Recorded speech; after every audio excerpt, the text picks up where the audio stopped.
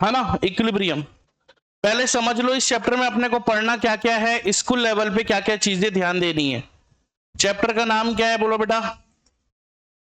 Equilibrium. दो part है बेटा इसमें, आप लोगों को पता होगा। एक क्या है बेटा बोलो? Chemical.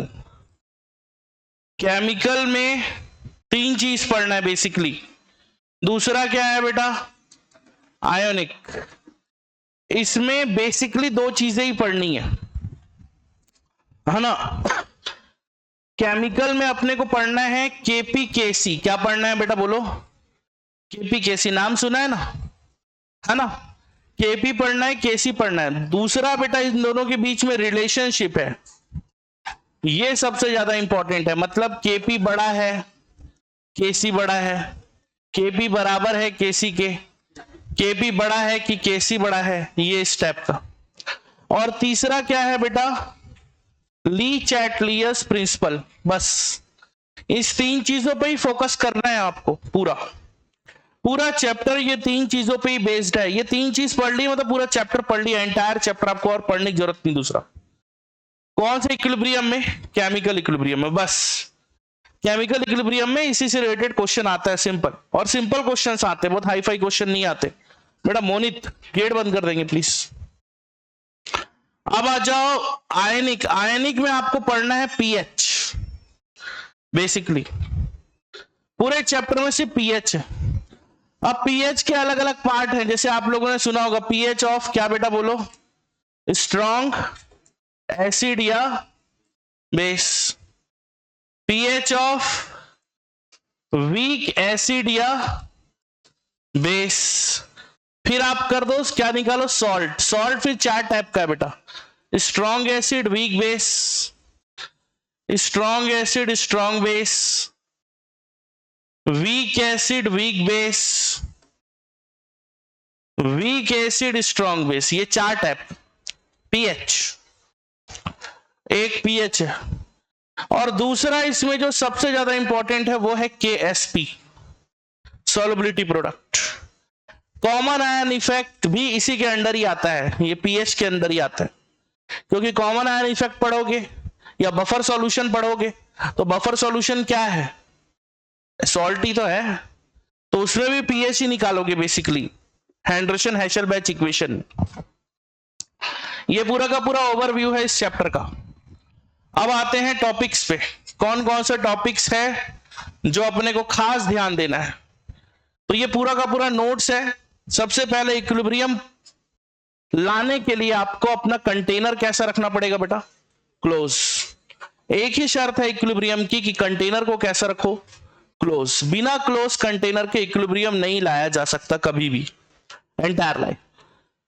So when the reactant is in a closed vessel at a particular temperature, react to give product, the concentration of the reactant keep on decreasing while those the product keep on increasing. आप लोगों को पता ही होगा कि reactant समय के साथ धीरे धीरे क्या होता जाता है? कम होता जाता है। और प्रोडक्ट धीरे धीरे टाइम के अकॉर्डिंग क्या होता जाता है बेटा? बढ़ता जाता है। शानदार। General characteristic of equilibrium involving physical process. Measurable property of system become constant at equilibrium. ज्यादातर चीजें क्या रहती है बेटा? इक्विलिब्रियम पर क्या रहती है? कांस्टेंट रहती है। दूसरा, equilibrium can be stabilised only in the increase only in the case of close system. Equilibrium कब आएगा? हमेशा और हमेशा सिस्टम कैसा होना चाहिए बेटा? क्लोज होना चाहिए। Equilibrium is always in the dynamic nature. The process does not stop but change their place in the forward and the reverse direction with the same rate. Equilibrium का केवल एक ही कंडीशन है, क्या? Rate of forward equation is directly exactly equal to the rate of backward equation. Rate of forward equation और backward equation दोनों के दोनों कैसे होने चाहिए बेटा? इक्वल होने चाहिए, तभी इक्विलिब्रियम आएगा। वेल इक्विलिब्रियम इन, अब देखो इक्विलिब्रियम तीन चार टाइप के होते हैं। जैसे फिजिकल इक्विलिब्रियम, अगर मैं बोल रहा हूं फिजिकल इक्विलिब्रियम तो केमिस्ट्री में फिजिकल इक्विलिब्रियम क्यों बोल रहा हूं? तो यहां फिजिकल स्टेट चेंज हो रहा है। जैसे बर्फ क्या बन रहा है बेटा?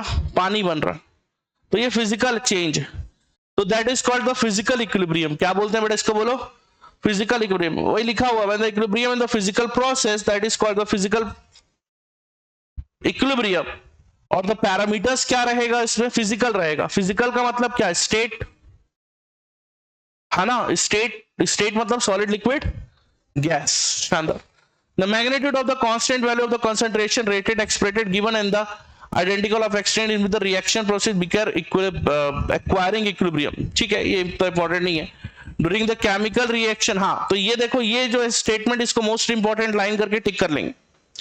किसी भी केमिकल इक्विलिब्रियम की अगर अपन बात करें तो कब आएगा chemical equilibrium? When the rate of forward equation is exactly same the rate of backward equation. Forward equation का रेट और बैकवर्ड इक्वेशन का रेट दोनों क्या हो जाएगा बेटा? सेम हो जाएगा। उस पर्टिकुलर कंडीशन को हम क्या बोलेंगे? बोलो बेटा, इक्विलिब्रियम। क्या आप लोगों ने कर लिया? हाँ। The concentration of the reactant and the product remains constant. ठीक है, तो द कंसेंट्रेशन ऑफ रिएक्टेंट और प्रोडक्ट जो रहेगा उस वक्त कब? इक्विलिब्रियम पर, वो क्या रहेगा? कांस्टेंट रहेगा। मैं आप लोगों को थोड़ा सा डायग्राम के पॉइंट ऑफ व्यू से समझाना चाहता हूं इक्विलिब्रियम की कंडीशन। मान लो जाए ये रिएक्टेंट है इस जगह पर, तो ये जो है इस तरीके से धीरे धीरे कम होता जाएगा, और मान लो जो ये प्रोडक्ट है, प्रोडक्ट धीरे धीरे क्या होता जाएगा बेटा? बढ़ता जाएगा। अब ये कंडीशन है इक्विलिब्रियम की, ये कंडीशन है इक्विलिब्रियम की। क्या इस समय पर, इस पर्टिकुलर टाइम पर कुछ बढ़ रहा है क्या? और तो रिएक्टेंट क्या हो गया? कांस्टेंट हो गया। और प्रोडक्ट क्या हो गया? वो भी कांस्टेंट हो गया। Constant with respect to time, है ना। इस तरफ यदि मैं कंसंट्रेशन कर लूं और इस तरफ यदि समय कर लूं, तो कंसंट्रेशन जो है वो क्या हो गया? Constant with respect to time. At the given time जो रिएक्टेंट है, जो प्रोडक्ट है, वो क्या हो गया बेटा? कांस्टेंट हो गया, फिक्स हो गया। अब ना बढ़ रहा है, नहीं क्या हो रहा है बेटा? घट रहा है, कम हो रहा है। तो that is the condition of equilibrium. General characteristic of, अब केमिकल प्रोसेस में इक्विलिब्रियम को अपन क्या देखेंगे?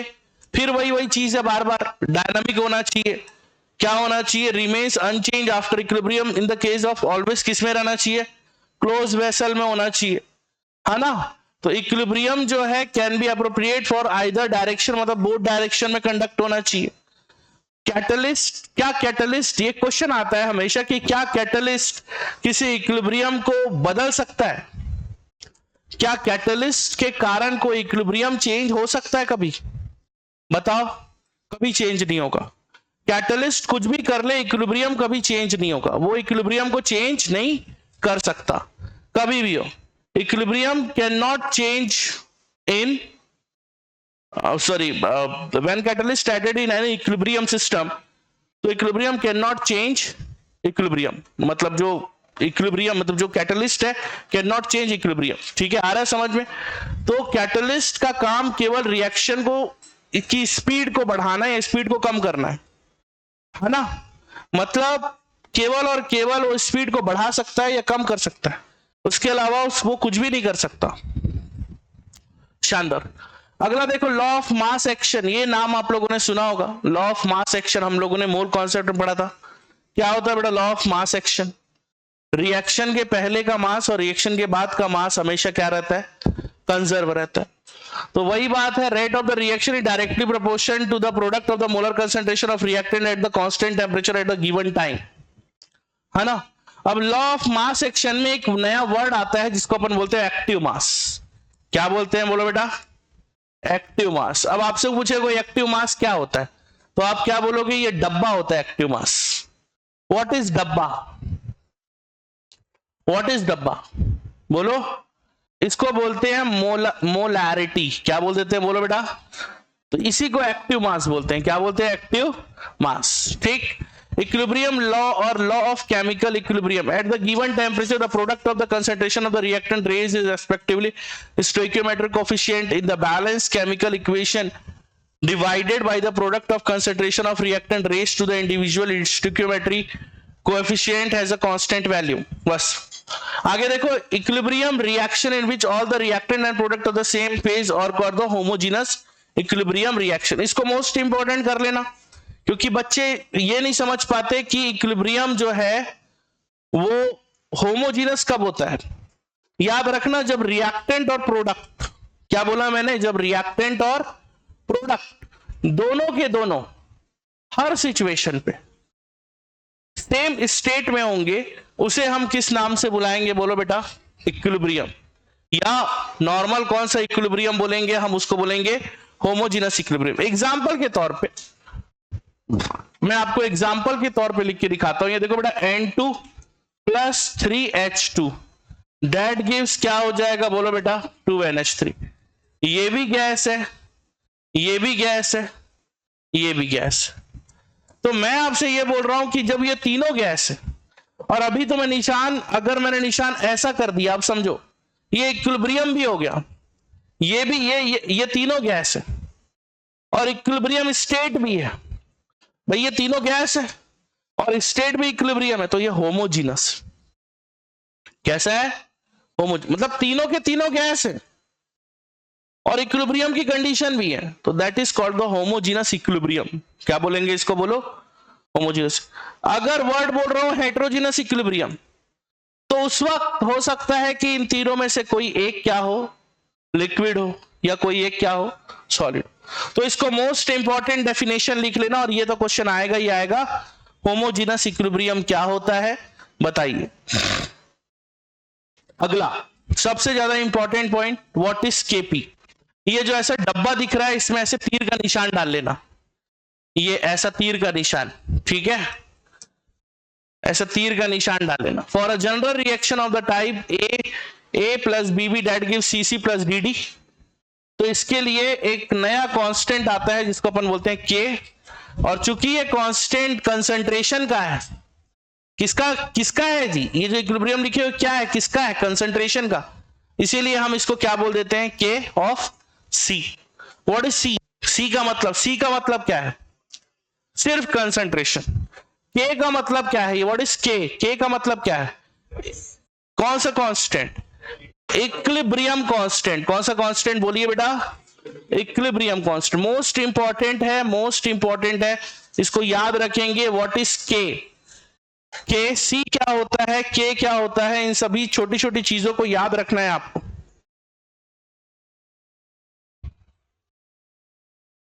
आ रहा है मेरी बात, समझ में आ रही है, नहीं आ रही है? अगला नेक्स्ट, अब देखिए ध्यान से, एक नया वर्ड जुड़ गया, फॉर अ गैसियस रिएक्शन। दिख रहा है आपको? यहां पे देखिए, for a gaseous reaction A B B C C D D तो है, मगर जरा देखिए यहां पे के सी नहीं है, यहां पे क्या है, के। व्हाट इज के पी? What is P? किसी भी गैस के लिए हम रिएक्टेंट में या प्रोडक्ट पॉइंट ऑफ व्यू से, किसी भी पॉइंट ऑफ व्यू से आप ये वर्ड नहीं कह सकते रिएक्टेंट है कि प्रोडक्ट है, या भाई वो सॉलिड तो है नहीं। किसी भी गैस का अपना क्या होता है, क्या उसका कोई शेप होता है, क्या उसका कोई भाई उसका शेप नहीं है, क्या उसका कोई वॉल्यूम होता है? आप बताओ, किसी भी गैस का कुछ वॉल्यूम होता है क्या? सुने हो आप? सुने हो किसी गैस का वॉल्यूम है? नहीं है। होता है गैस का वॉल्यूम? बताओ। आप मार्केट से एलपीजी भर के आते हो, एलपीजी लेके आते हो मार्केट से, उसका पूरा नाम पता है क्या है? क्यों है लिक्विड पेट्रोलियम गैस ना वर्ड क्यों यूज कर रहे हो, लिक्विड क्यों है? लिक्विड में क्यों चेंज किया आपने? ताकि वॉल्यूम आ सके, शानदार, और आप उसको बेच सको, वॉल्यूम आ सके, इसलिए आपने उसको क्या किया, प्रेशर डाल के उसको लिक्विड में चेंज किया। जब तक आप उसको लिक्विड में चेंज नहीं करते, वो वॉल्यूम नहीं कहलाता। तो वॉल्यूम लाने के लिए आपको क्या करना पड़ेगा, लिक्विड को, गैस को किस में चेंज करना पड़ेगा, लिक्विड में। तो देखो, सॉलिड का अपना शेप होता है ना, होता है। लिक्विड का कोई शेप नहीं होता, वो कंटेनर का ही शेप ले लेता है। और गैस का ना तो शेप होता है ना वॉल्यूम होता है, उसका प्रेशर होता है। किसी भी गैस को आप सिर्फ उसके प्रेशर से पहचान सकते हो।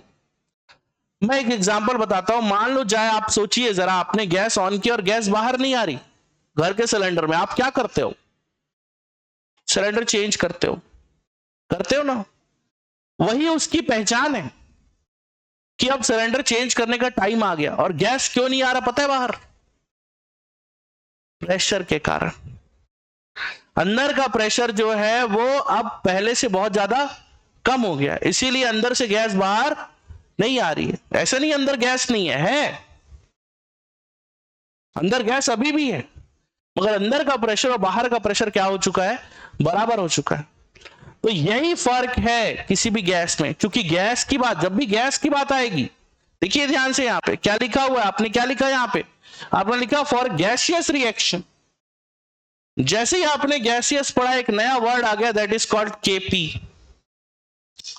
और देखिए डब्बे के अंदर क्या बंद है, व्हाट इज पी, प्रेशर बंद है। बंद कौन है, प्रेशर।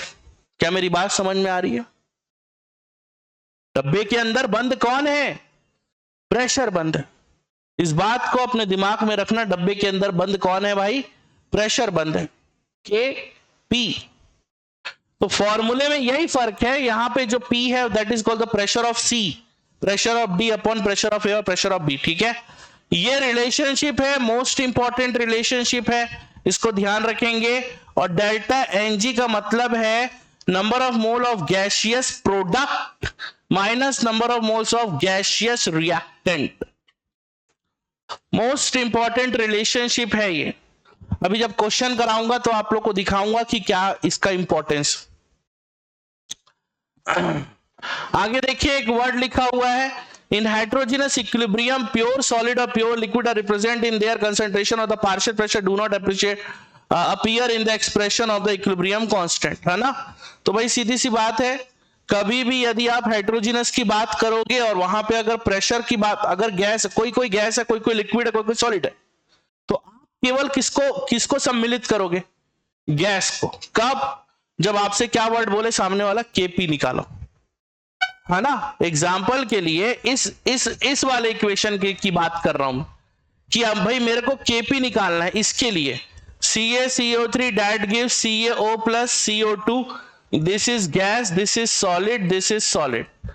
अब आपको बोल रहा हूं केपी निकालो, तो केपी निकालने के लिए क्या करूंगा मैं, प्रोडक्ट का अपॉन रिएक्टेंट, यही करते हैं। तो यहां पे आएगा केवल P ऑफ CO2। अब आप जब अब मुझसे सवाल पूछोगे, आप सर ये बताओ कि Ca और CaCO3 कहां गया, आपने क्यों नहीं लिखा, यहां सॉलिड है। हेटेरोजेनस के लिए सॉलिड को आप सम्मिलित आप उसमें नहीं करोगे, याद रहेगा। कैरेक्टरिस्टिक ऑफ इक्विलिब्रियम कांस्टेंट, एक बार उसका कैरेक्टरिस्टिक पढ़ लेना। एप्लीकेशन इसको मोस्ट इंपॉर्टेंट कर लेना भाई, ये वाला, क्योंकि यहां से रिलेटेड एक बार क्वेश्चन आ चुका है स्कूल लेवल पे, मैंने देखा है, खासकर एसएसएबी वाले स्कूल, एसएसएबी मैंने ये देखा था, क्वेश्चन में ये दिया हुआ था कि बताइए यदि केसी की वैल्यू 10 टू द पावर 3 है, तो आप बताइए कि उस रिएक्शन की स्पीड ज्यादा है, कम है या स्लो है। तो याद रखना, यदि केसी की 10 टू द पावर 3 या 3 के इक्वल हो तो हाई स्पीड है, और 10 टू द पावर -3 या -3 के इक्वल है तो लो स्पीड है। स्पीड वेरी स्मॉल, मतलब बहुत कम, स्पीड भी लो है उसकी। मेरी बात समझ में आ रही है, क्या बोलना चाह रहा हूं, शानदार। अब ये है कोएफिशिएंट फैक्टर या रिएक्शन कोएफिशिएंट। इसके लिए मैंने आप लोग को एक छोटा सा डायग्राम भी बना के दिखाया था, थोड़ा सा मुझे याद दिलाना तो मैं और अच्छे से बता पाऊंगा। ये वाला डायग्राम याद है क्या किसी को? इसमें पहले वाला क्या था, क्यू था। पहले वाला क्या था, क्यू था। दूसरा वाला क्या था, के था। ये क्यू है, ये क्या है, के है। ये क्या है, क्यू है, ये क्या है, के। हमें हर बार के की तरफ जाना है, हमें हर बार किस तरफ जाना है, के की तरफ जाना है। क्या मेरी बात समझ में आ रही है? मतलब क्यू से के की तरफ जाना है, ऐसा ही है ना? ये मैं सही तो बनाया हूं ना? तो आप बताइए, क्यू से के की तरफ जा रहा हूं मैं, तो मैं किस दिशा में जा रहा हूं? हाँ, ये जो रिएक्शन है इसको बोलेंगे फॉरवर्ड। क्या बोलेंगे? अब आप देख लो, यदि Q, मेरी बात सुनना ध्यान से, यदि Q छोटा है और K बड़ा है, दिख रहा ना, सीढ़ी चढ़ने आती है ना, कौन छोटा है इसमें? जब Q छोटा है, K बड़ा है, जब Q छोटा है, K बड़ा है, ऐसे सिचुएशन पे reaction goes to the forward. Q छोटा है के बड़ा, reaction goes to the forward reaction. क्या मेरी बात समझ में आई? ये तो दोनों बराबर है, यदि बराबर है तो भाई बराबर का निशान डाल दो ना, बराबर का निशान तो ऐसे डालते हैं। और ये निशान किस चीज का है? इक्विलिब्रियम का। देखो QC बराबर KC है, ये कंडीशन किसका है बेटा? इक्विलिब्रियम का है। किसका कंडीशन है? इक्विलिब्रियम।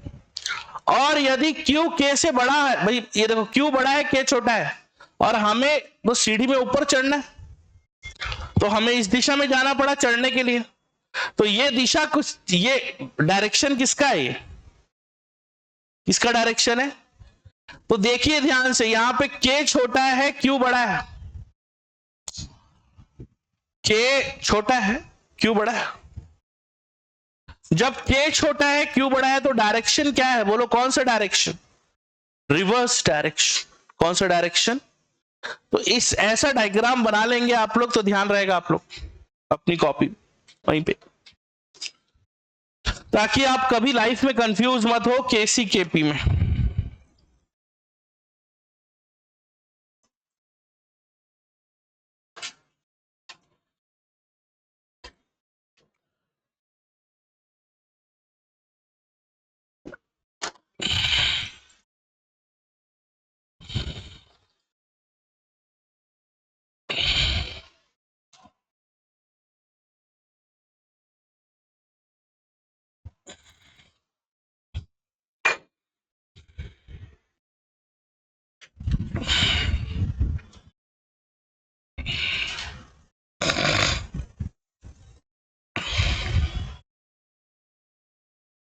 हो गया? क्या रे, नींद आ रहा है कि आंखों में जलन हो रहा है धूप की वजह से?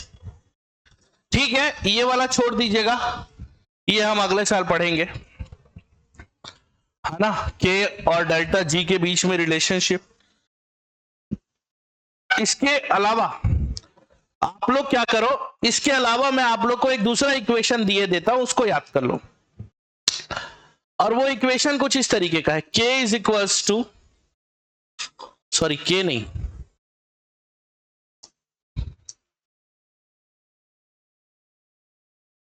ये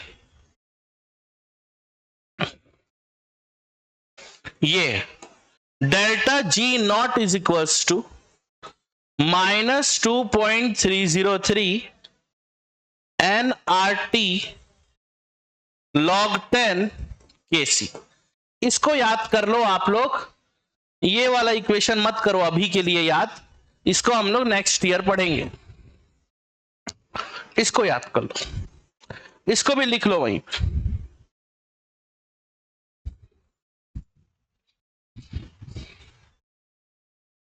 लिख लिए? चलिए अब आते हैं ली Chatelier principal. Most important principle है ली चैटलियर्स प्रिंसिपल। क्या बोल रहे हैं भाई ली चैटलियर्स? सिंपल सा कॉन्सेप्ट है ली चैटलियर का, कि किसी भी रिएक्शन में जहां पे आप चेंज करोगे, है ना, किधर पे भी आप चेंज करोगे, तो reaction goes to which direction where changes are negligible. मेरी बात को सुनना ध्यान से। यदि आपने किसी भी इक्विलिब्रियम स्टेट में किसी भी चीज को चेंज किया, आइदर टेम्परेचर,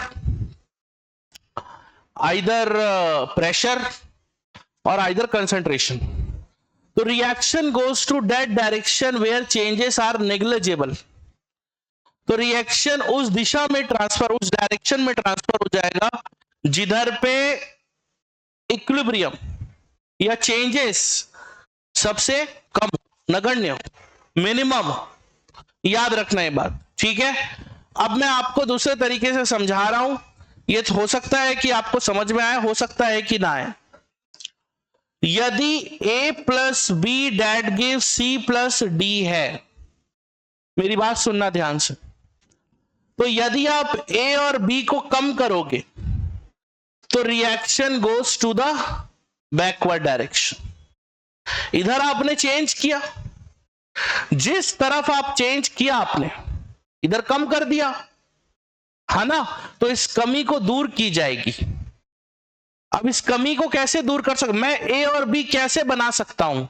सी और डी का क्या करके बेटा, रिएक्शन करवा के। सी और डी का क्या करवा के, बोलो बेटा, रिएक्शन करवा। मेरी बात समझ में आ रही है? थोड़ा बहुत दूसरे तरीके से समझाता हूं। यदि मैंने ए और बी को बढ़ा दिया, तो आपने ए और बी को बढ़ाया, अब ए और बी को इक्विलिब्रियम क्या बोल रहे हैं, कम करो। तो equilibrium goes to that direction where changes are negligible.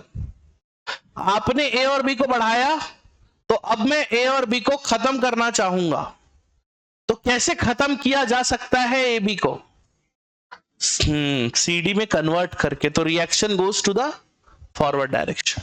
यही बात लिखी है, देखो क्या लिखा हुआ, increase in the concentration of any reactant.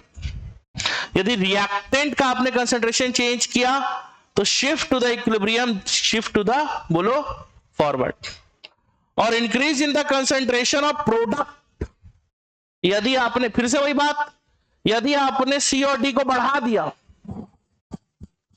तो सी और डी क्या बोलेगा, कम करो। भाई इक्विलिब्रियम बोलेगा सीडी को कम करो। कैसे करोगे कम, ए बी में कन्वर्ट करके।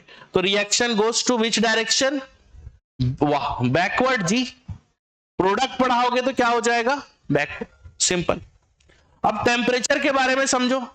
यदि इस रिएक्शन के दौरान बहुत सारी हीट निकल रही है, delta H is equal to negative. जानते हो डेल्टा एच के बारे में, थर्मो पढ़े हो ना। यदि डेल्टा एच निगेटिव है, इसका मतलब क्या है बेटा, यदि डेल्टा, सिंपल सा बात है, यदि डेल्टा एच निगेटिव है, इसका मतलब क्या है, मैं आपसे सवाल पूछ रहा हूं, बताओ, बोलो।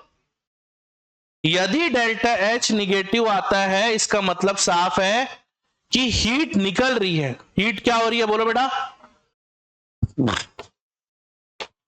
किसी भी रिएक्शन के दौरान यदि हीट निकलती है, ध्यान से सुनना मेरी बात, हीट निकल रही है, तो पूरे सिस्टम को ठंडा करो। हीट निकल रही है ना, सिस्टम गर्म हो रहा है। आप अपने गाड़ी के इंजन में कूलेंट क्यों यूज करते हो, क्या करने के लिए, जल्दी ठंडी हो सके, liquid cooling. Liquid cooling are more sufficient, more good, हाँ या ना। आपके गाड़ी के इंजन में आग लग रही है,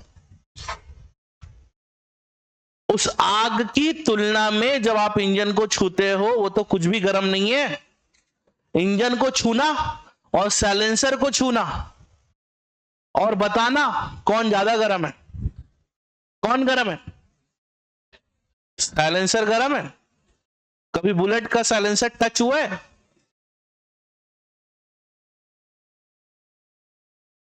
चमड़ी उखड़ जाती है, मजाक नहीं कर रहा हूं मैं।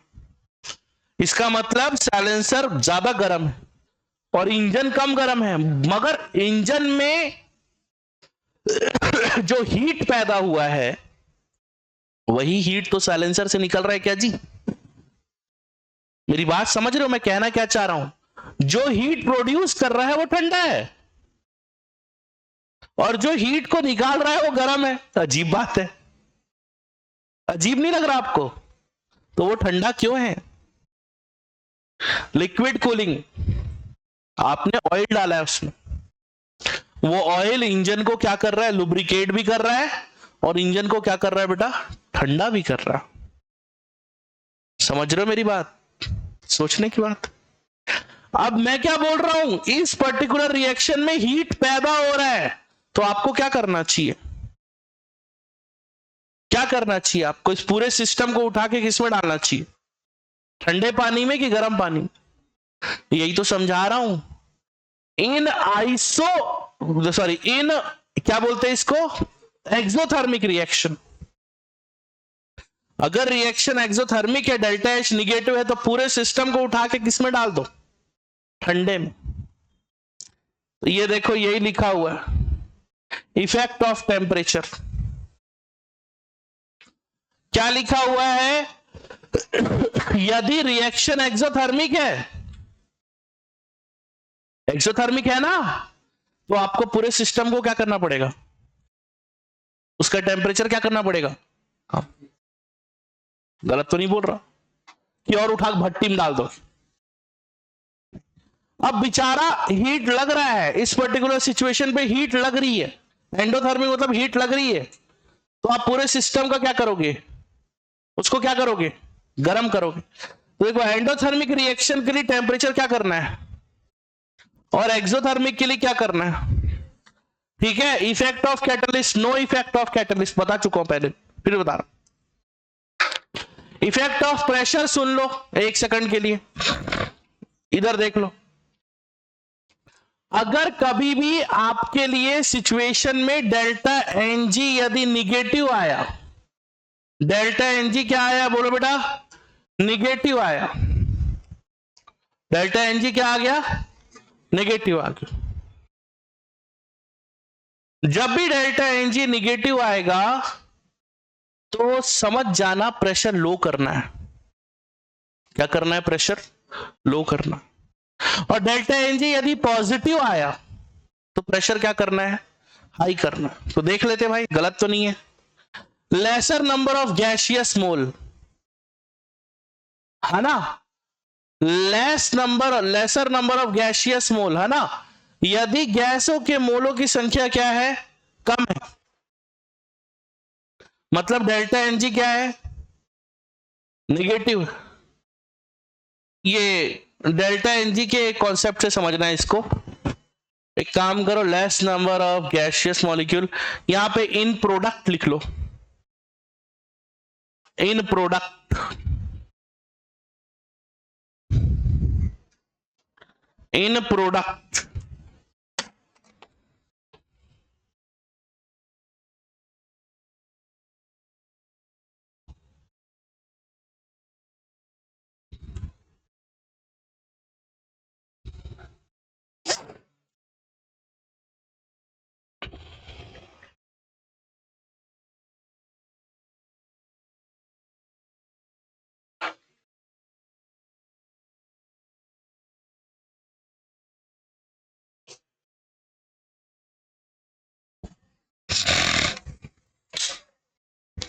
हो गया, एक बार मैं फिर से समझाता हूं।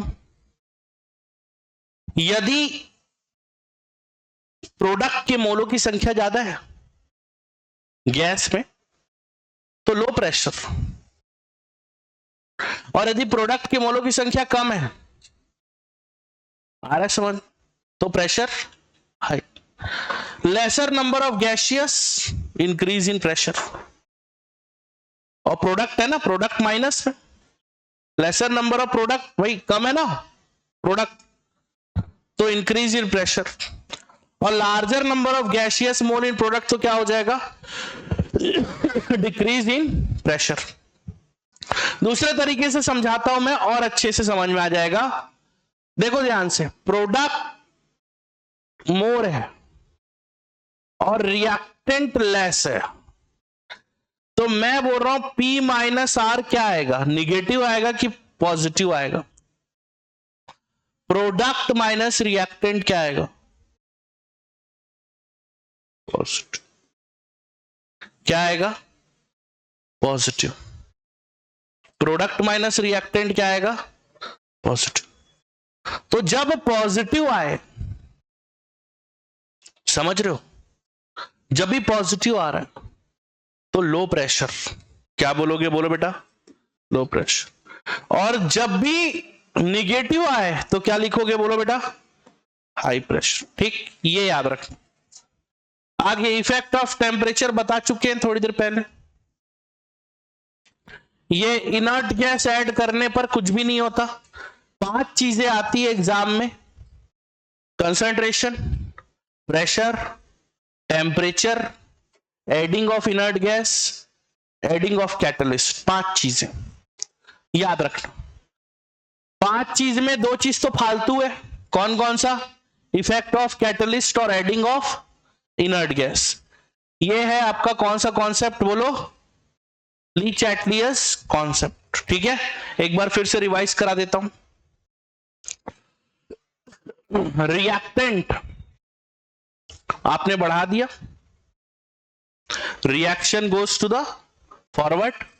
प्रोडक्ट आपने बढ़ा दिया, reaction goes to the backward. ठीक, सिंपल है। दूसरा, यदि डेल्टा एच निगेटिव है, सिस्टम को उठा के किस में डाल दो, ठंडे में। यदि डेल्टा एच पॉजिटिव है, सिस्टम को उठा के किस में डाल दो, ठीक। तीसरा, इफेक्ट ऑफ टेम्परेचर हो गया, इफेक्ट ऑफ प्रेशर। यदि प्रोडक्ट के मोलों की संख्या ज्यादा है, आपने प्रेशर लगाया, reaction goes to the backward, समझ रहे हो।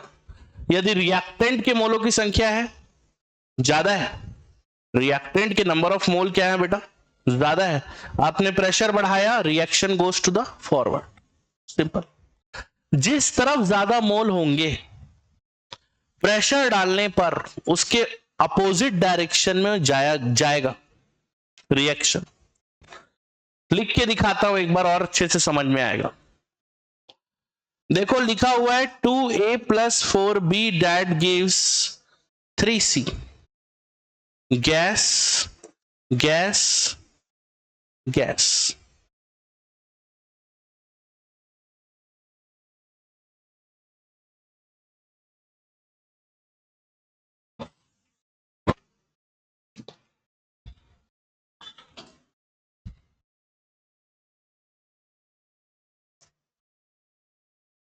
इधर देखो 3a + 4b that gives 6c। Gas gas gas, मेरी बात सुनना और समझना, ये एक रिएक्शन है, सिंपल। आप बताओ, यदि इस रिएक्शन में मैं प्रेशर बढ़ाता हूं तो रिएक्शन किस डायरेक्शन में जाएगा, फॉरवर्ड। यही समझना है। आप इधर के मोल गिनो, कितना हो रहा है बेटा, इधर के टोटल मोल कितने हैं बेटा। जिधर मोलों की संख्या ज्यादा होगी, प्रेशर डालने पर उसके विपरीत दिशा में रिएक्शन जाएगा। आपने रिएक्शन देखा, किस तरफ नंबर ऑफ मोल ज्यादा है बेटा, तो जैसे ही आप प्रेशर डालोगे, रिएक्शन गोज टू द। अगर एक और रिएक्शन लिखूं मैं, ये कुछ ऐसा है 2a + 2b that gives 9c। Gas gas gas. अब अगर इस रिएक्शन में मैं प्रेशर डाल रहा हूं तो रिएक्शन गोज टू द, समझ गए आप। जिस तरफ नंबर ऑफ मोल ज्यादा रहेगा, उसके अपोजिट डायरेक्शन में प्रेशर डालने पर मूवमेंट होगा, ठीक है, समझ गए। कोई दिक्कत अनन्या, पक्का, कंफ्यूज लग रही हो थोड़ा, पक्का, ठीक। अब आ जाओ आयनिक इक्विलिब्रियम। देखो आयनिक इक्विलिब्रियम में तो सिर्फ पीएच निकालना है। पीएच का मतलब आपको बता दूं क्या होता है, माइनस लॉग। क्या होता है बोलो बेटा, माइनस लॉग। यदि पीएच निकालना है तो केवल किसके बारे में सोचना है बोलो बेटा, माइनस लॉग। किसके बारे में सोचना है, माइनस लॉग।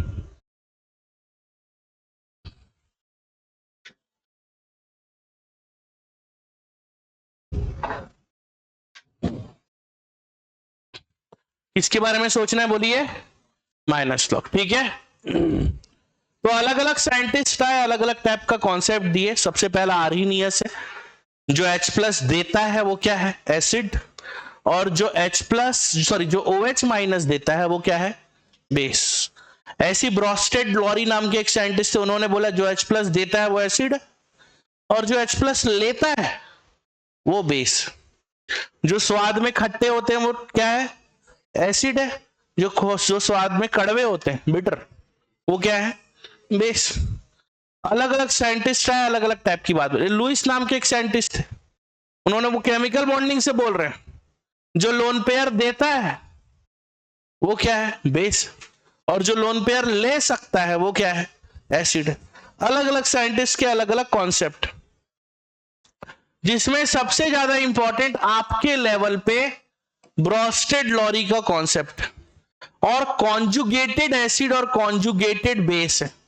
याद रखना, ये जो निशान है डब्बे वाला, वो डब्बा नहीं है, वो क्या है, ये वाला निशान है, ये वाला, इसको निशान कर लेना ऐसा, ये डब्बा नहीं, ऐसा वाला निशान। Ionic product of water KW for pure water, ये सब छोड़ दो इसको, है ना, ये यहां से पढ़ लेना मन होगा तो, है ना, जरूरत नहीं है ये सब पढ़ने का, वैसे तो लॉजिकली इसको पढ़ने की जरूरत नहीं है क्योंकि ये पूरा कैलकुलेटिव वाला पार्ट है ना, सीधा सा क्वेश्चन आएगा पीएच निकालो, थ्योरी वोरी कुछ नहीं आने वाला।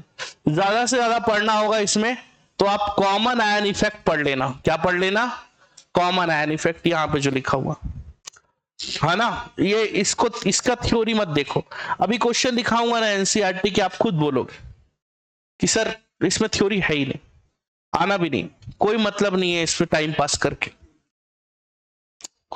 ठीक है, कॉमन आयन इफेक्ट की परिभाषा क्या होती है भाई, किसी भी आयनिक इक्विलिब्रियम में कॉमन जो आयंस होते हैं जिसकी वजह से reaction goes to the backward direction according to the Le Chatelier principle, है ना, सिंपल है। Common ion effect, if any ionic equilibrium a salt contain a common ion is added, the equilibrium shifted to the backward direction।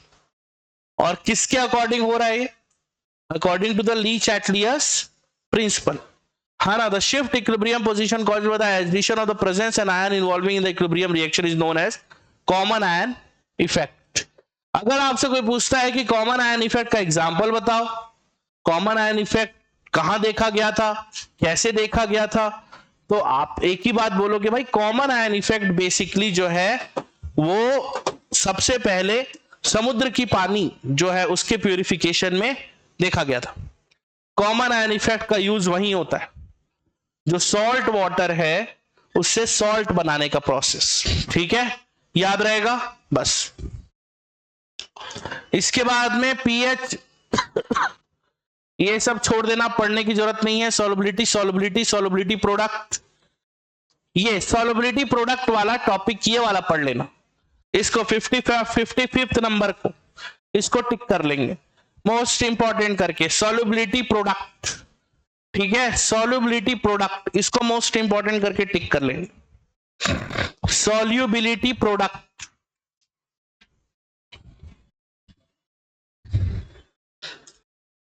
ले तो 10-10 कर, तो इसको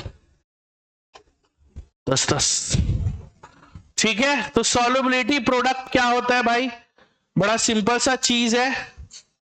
chapter में 68 या 69 कुछ क्वेश्चंस हैं, अब ये तो होने से रहा आज के डेट पे, है ना, तो अब आप लोग बैठो, क्वेश्चन देखो, और मैं जो है वो आप लोग को बाकी सारे क्वेश्चन पेपर्स और बाकी सब चीजें मैं प्रिंट करके देता हूं, है ना। हर टेबल पे एक ये पहुंचाओ इसको पहले, तो फिर बताओ कितने लोग को नहीं मिला है, आप लोग क्या सॉल्व करोगे अभी, अभी हर टेबल पे रखो, फिर बताना, मैं खुद गिन के कर लूंगा।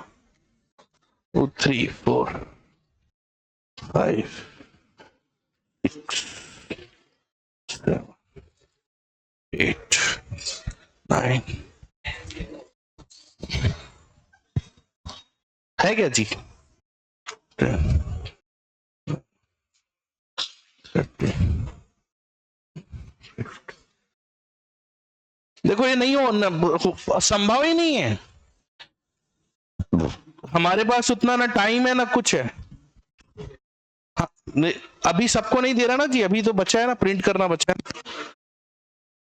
आप दोनों को मिल गया ना, आप दोनों को, इधर और किसको नहीं मिला, ठीक है, इधर और आप दोनों को मिल गया, आप दोनों को, आप दोनों को, ठीक है,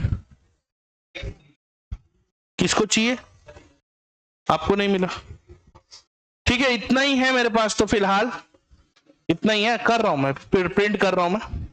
कितने लोगों को नहीं मिला है, आपको मिल गया, 1 2 3 आपको मिल गया ना, दो और प्रिंट करना है, ठीक है ना। तो एक बार क्वेश्चन देखो, आप लोग बैठो, क्वेश्चन देखो क्या है, कैसा है क्वेश्चन, किस टाइप का आता है, फिर मैं